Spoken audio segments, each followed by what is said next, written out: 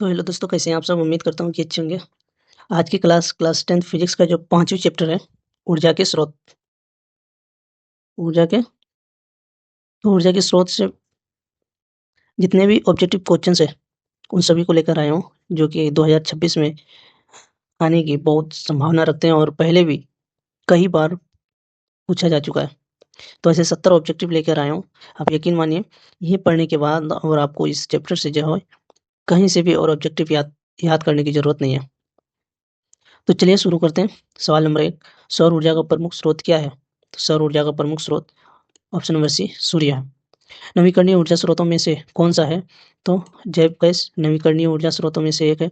कोयला किस प्रकार का ऊर्जा स्रोत है? तो कोयला एक गैर नवीकरणीय है। सौर ऊर्जा का उपयोग किस उपकरण में किया जाता है? तो सोलर कुकर में किया जाता है। बायोगैस का प्रमुख घटक क्या है? तो मीथेन है। पवन ऊर्जा का उपयोग किसमें किया जाता है? तो पवन चक्की में किया जाता है। सौर ऊर्जा का प्रमुख लाभ क्या है? तो सौर ऊर्जा का प्रमुख लाभ प्रदूषण रहित है। सवाल नंबर 8, नाभिकीय ऊर्जा किससे उत्पन्न होती है? तो नाभिकीय ऊर्जा जो है परमाणु विखंडन के द्वारा उत्पन्न होती है। सवाल नंबर 9, हाइड्रो पावर संयंत्र किसका उपयोग करते हैं? तो जल ऊर्जा का उपयोग करते हैं। जीवाश्म ईंधन का उदाहरण क्या है? तो जीवाश्म ईंधन जो है वो कोयले का एक उदाहरण है। बायोगैस किससे बनता है? तो बायोगैस कचरे या गोबर, सड़े गले चीज़ों से बनती है। उसके बाद सौर पैनल ऊर्जा किस रूप में बदलता है? तो प्रकाश को विद्युतीय ऊर्जा में बदलता है। पवन ऊर्जा का प्रमुख नुकसान क्या है? तो पवन ऊर्जा का प्रमुख नुकसान मौसम पर निर्भर करता है। हाँ, हाइड्रो पावर संयंत्र में ऊर्जा का रूपांतरण क्या होता है? तो हाइड्रो पावर संयंत्र में जो है यांत्रिक ऊर्जा विद्युत ऊर्जा में बदलती है। जीवाश्म ईंधन का मुख्य घटक क्या है? तो जीवाश्म ईंधन का मुख्य घटक कार्बन है। नवीकरणीय ऊर्जा का उदाहरण क्या है? तो नवीकरणीय ऊर्जा का उदाहरण सूर्य ऊर्जा है। 17 सौर कुकर में ऊर्जा किस रूप में उपयोग होती है? तो सौर कुकर में जो है सूर्य की ऊष्मा उपयोग होती है। पवन चक्की किस ऊर्जा का रूपांतरण करती है? तो यांत्रिक ऊर्जा को विद्युत ऊर्जा में बदलता है। हाइड्रो पावर संयंत्र के लिए मुख्य स्रोत क्या है? तो अ, हाइड्रो पावर के लिए नदी का प्रवाह, मतलब जल का प्रवाह। नाभिकीय ऊर्जा कहाँ से प्राप्त होता है? तो नाभिकीय ऊर्जा जो है परमाणु विखंडन से प्राप्त होता है। नाभिकीय ऊर्जा कहाँ से प्राप्त होता है? परमाणु विखंडन से। जैव ईंधन के प्रकार में से कौन-सा है? तो जैव ईंधन इनमें से बायोगैस है। ऊर्जा का आदर्श स्रोत क्या होना चाहिए? प्रदूषण रहित होना चाहिए। सौर ऊर्जा एक लाभ क्या है? सौर ऊर्जा का एक लाभ क्या है? सौर ऊर्जा का लाभ ये है कि ये एक प्रदूषण रहित है। पवन ऊर्जा नवीकरणीय है या गैर नवीकरणीय है? तो नवीकरणीय है। हाइड्रो पावर संयंत्र का उपयोग कहाँ किया जाता है? तो हाइड्रो पावर संयंत्र का जो उपयोग है, वो विद्युतीय उत्पादन में किया जाता है। जीवाश्म ईंधन के नुकसान में से क्या है? तो जीवाश्म ईंधन के नुकसान में से इनमें से प्रदूषण ही एक है। बायोगैस के लाभ क्या हैं? तो बायोगैस के लाभ प्रदूषण कम करना है बायोगैस का। सौर पैनल के मुख्य घटक क्या है? तो सौर पैनल के मुख्य घटक सिलिकॉन से बने सेल है। पवन ऊर्जा का प्रमुख स्रोत क्या है? तो हवा है। हाइड्रो पावर संयंत्र की ऊर्जा उत्पादन विधि क्या है? तो जल प्रवाह टरबाइन जनरेटर। जीवाश्म ईंधन का सबसे अधिक उपयोग किसमें होता है? तो जीवाश्म ईंधन का सबसे अधिक उपयोग जो है पेट्रोलियम उत्पादन में होता है। अ, नवीकरणीय ऊर्जा के उदाहरण में से क्या है? तो नवीकरणीय ऊर्जा के उदाहरण में से एक सौर ऊर्जा है। बायोगैस संयंत्र के लिए आवश्यक सामग्री क्या है? तो कचरा, गोबर।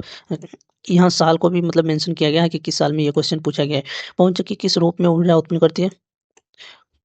तो यांत्रिक हाइड्रो पावर संयंत्र के लाभ क्या हैं? तो हाइड्रो पावर संयंत्र के लाभ क्या हैं? ये प्रदूषण रहित स्वच्छ ऊर्जा। प्रदूषण रहित नहीं, स्वच्छ ऊर्जा। प्रदूषण रहित भी है एक, कि हाइड्रो पावर संयंत्र से प्रदूषण नहीं होता। नाभिकीय ऊर्जा के उपयोग में से क्या है? तो नाभिकीय ऊर्जा के उपयोग में से विद्युतीय उत्पादन है। जीवाश्म ईंधन के प्रकार क्या है? तो जीवाश्म ईंधन के प्रकार कोयला, पेट्रोल, प्राकृतिक गैस। सौर कुकर का मुख्य लाभ क्या है? तो ये भी एक प्रदूषण रहित है। पवन ऊर्जा के नुकसान क्या है? तो पवन ऊर्जा के नुकसान मौसम पर निर्भर करता है। हाइड्रो पावर का मुख्य स्रोत क्या कौन-सा है? हाइड्रो पावर का मुख्य स्रोत नदी है। बायोगैस में प्रमुख गैस कौन-सी होती है? तो बायोगैस में मीथेन प्रमुख प्रमुख गैस होती है।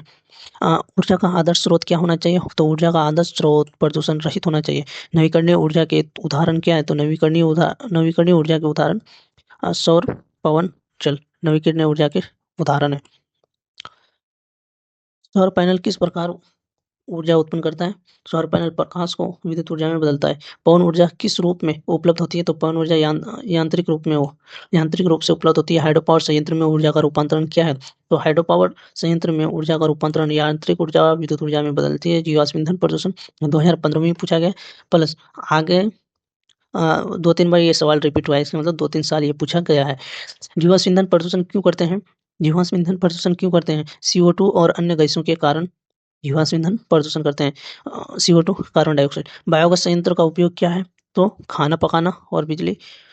सौर ऊर्जा का प्रमुख लाभ क्या है? तो सौर ऊर्जा का प्रमुख लाभ है प्रदूषण रहित। 2020 में भी ये पूछा गया सवाल है और पहले भी 2-3 बार ये रिपीट हुआ है, तो ये अपने आप में इम्पोर्टेंट है। वीवीआई। क्वेश्चन नंबर 50 नवीकरणीय ऊर्जा का उदाहरण है। नवीकरणीय ऊर्जा का उदाहरण है क्या है? तो सूरज है। सौर ऊर्जा से संबंधित कौन सा उपकरण विद्युत ऊर्जा उत्पन्न करता है? तो विद्युत ऊर्जा सौर पैनल। पवन ऊर्जा का प्रमुख स्रोत क्या है? पवन ऊर्जा का प्रमुख स्रोत है सूरज की गर्मी, समुद्र की लहर, ये हवा। हवा से ही पवन चक्की चलती है ना, जिससे पवन ऊर्जा प्राप्त होता है। जैव गैस का प्रमुख घटक क्या है? तो जैव गैस का प्रमुख घटक मीथेन गैस है। हाइड्रो पावर संयंत्र किस ऊर्जा स्रोत पर आधारित है? तो जल ऊर्जा पर आधारित है। क्वेश्चन नंबर 55 नाभिकीय ऊर्जा किस प्रक्रिया पर आधारित है? तो नाभिकीय विखंडन पर नाभिकीय ऊर्जा आधारित है। सौर पैनल में किस पदार्थ का उपयोग होता है? तो सौर पैनल में सिंपली सिलिकॉन पदार्थ का उपयोग होता है। पवन चक्की किस ऊर्जा को विद्युत ऊर्जा में बदलती है? तो पवन चक्की यांत्रिक ऊर्जा को पवन ऊर्जा में बदलता है। किस ऊर्जा में बदलती है? तो पवन ऊर्जा में बदलता है, यांत्रिक ऊर्जा से। बायोगैस संयंत्र में किस प्रकार के कचरे का उपयोग होता है? तो जैविक कचरा, प्लास्टिक कचरा, गलत, ये भी नहीं, कागज का कचरा। हाइड्रो पावर संयंत्र में जल प्रवाह से कौन सा यांत्रिक उपकरण चलता है? हाइड्रो पावर संयंत्र में जल प्रवाह करने से कौन सा? तो टरबाइन घूमता है, जिससे पावर मतलब बिजली उत्पन्न होती है। नाभिकीय ऊर्जा संयंत्र में किस पदार्थ का उपयोग होता है? तो नाभिकीय ऊर्जा संयंत्र में जो है यूरेनियम पदार्थ का उपयोग होता है। सौर ऊर्जा का उपयोग किसमें सबसे अधिक होता है? तो सौर ऊर्जा का जो उपयोग है सौर पैनल में सबसे अधिक होता है। पवन ऊर्जा का प्रमुख लाभ क्या है? पवन ऊर्जा का प्रमुख लाभ प्रदूषण रहित है। 2024 में फिर ये पूछ दिया गया सवाल, 2024 में। बायोगैस संयंत्र में कौन सी गैस मुख्य रूप से उत्पन्न होती है? 2025 में, ये देखो 2025 में पूछा गया सवाल, बायोगैस संयंत्र में कौन सी गैस मुख्य रूप से उत्पन्न होती है? तो मीथेन गैस। हाइड्रो पावर संयंत्र की ऊर्जा किस रूप में बदलती है? तो यांत्रिक ऊर्जा विद्युत ऊर्जा में बदला जाता है। नाभिकीय ऊर्जा संयंत्र में किस प्रक्रिया से ऊर्जा निकलती है? तो नाभिकीय विखंडन होता है। नाभिकीय विखंडन होकर नाभिकीय ऊर्जा उत्पन्न होता है। सौर पैनल में ऊर्जा का रूपांतरण किस रूप में होता है? तो सौर पैनल में प्रकाश जो विद्युतीय ऊर्जा में बदलता है। पवन ऊर्जा के नुकसान में से प्रमुख क्या है? तो पवन ऊर्जा के नुकसान में से प्रमुख मौसम पर निर्भर करता है। पवन चक्की जो चलती है वो मौसम पर निर्भर करती है। बायोगैस किस प्रकार के अपशिष्ट से बनती है? तो बायोगैस जैविक कचरा के अपशिष्ट से बनती है। हाइड्रो पावर संयंत्र में टरबाइन किसके कारण घूमती है? तो हाइड्रो पावर संयंत्र में टरबाइन जल प्रवाह के कारण घूमती है, जिससे बिजली उत्पन्न होती है। नाभिकीय ऊर्जा का उपयोग मुख्य रूप से किसमें किया जाता है? तो नाभिकीय ऊर्जा का उपयोग मुख्य रूप से विद्युत उत्पादन के यानी बिजली उत्पादन के रूप में किया जाता है। तो ये 70 सवाल थे क्लास 10 का फिजिक्स चैप्टर नंबर 5 ऊर्जा के स्रोत।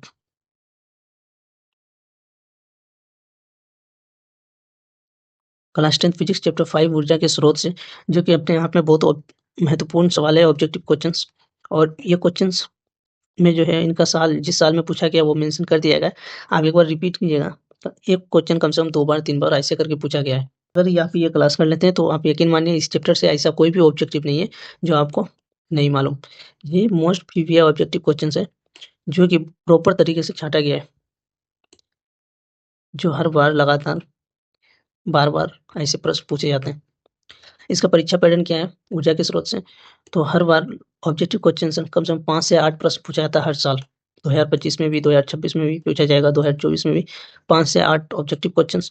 उसके बाद लघु उत्तरीय 2 नंबर वाले 2 से 3 प्रश्न पूछे जाते हैं इस चैप्टर से, और 5 नंबर वाले सवाल 1 से 2 प्रश्न इस चैप्टर से पूछ दिए जाते हैं कभी-कभी किसी साल में। तो आई होप अच्छा लगा होगा।